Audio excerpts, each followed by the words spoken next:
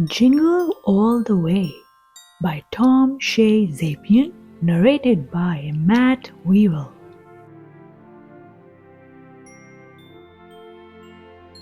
There are lots of stories about good little boys and girls, but there aren't many stories about good little dogs. But this is a story about Jingle the husky pup, and Jingle was a good dog. He never made a mess. He never chewed holes in things. He never, not even once, kept people awake at night with his barking. And he always, almost always, did what he was told. One day, Jingle was resting beside the front steps of Pineville Elementary School. Suddenly, the school bell began clanging out loud, and the children who were inside ran outside. That made Jingle very happy. So he came back the next day, and the same thing happened. The bell rang, and the children hurried out. It was amazing. Kevin patted his belly. Sarah scratched his ears. Jennifer said, "Jingle, you're a good dog." Jingle loved to bark hello. Jingle even loved to sing. But what Jingle loved most was being with his friends. He liked to race Kevin to the edge of the schoolyard. But every day Kevin said, "Bye, Jingle, it's time for me to go." Sometimes he followed Sarah to the school bus. But Sarah only said, "Sorry, Jingle, I've gotta go home."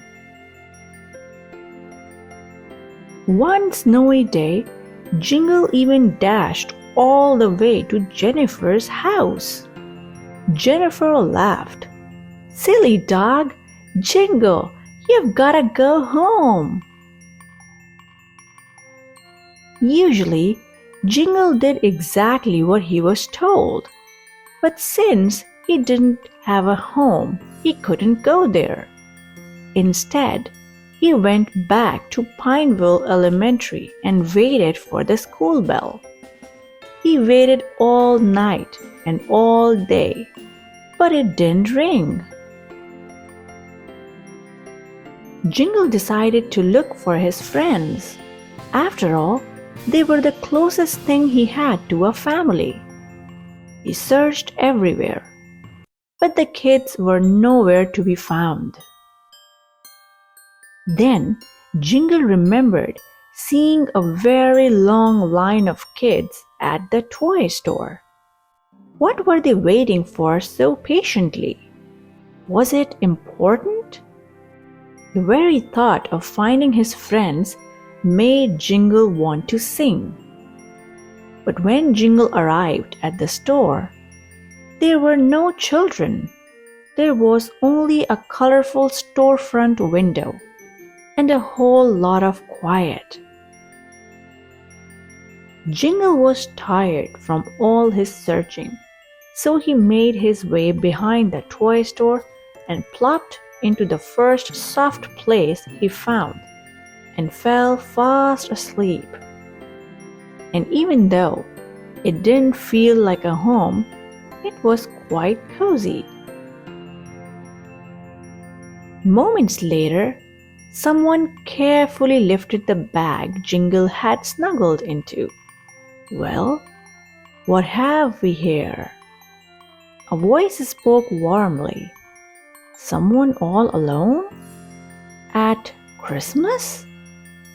Placing the green velveteen bag in the front of his sled, the man remembered a letter he had been given earlier that day from a good little boy in the toy store.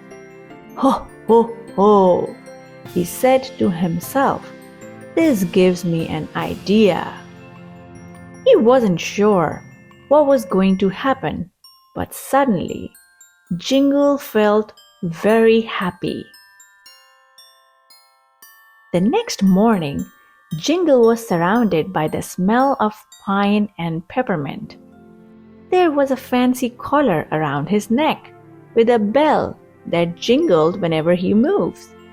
But the best surprise of all came when Jingle saw Andrew, one of his friends from school. "It's Jingle," Andrew said. "Jingle, you're such a good dog." The two friends spent the rest of Christmas Day playing together, Jingle's bell ringing merrily all the while. That night, before Andrew turned out the lights in his room, Jingle hopped onto the bed. Andrew said, "Jingle, stay." And Jingle did. The end.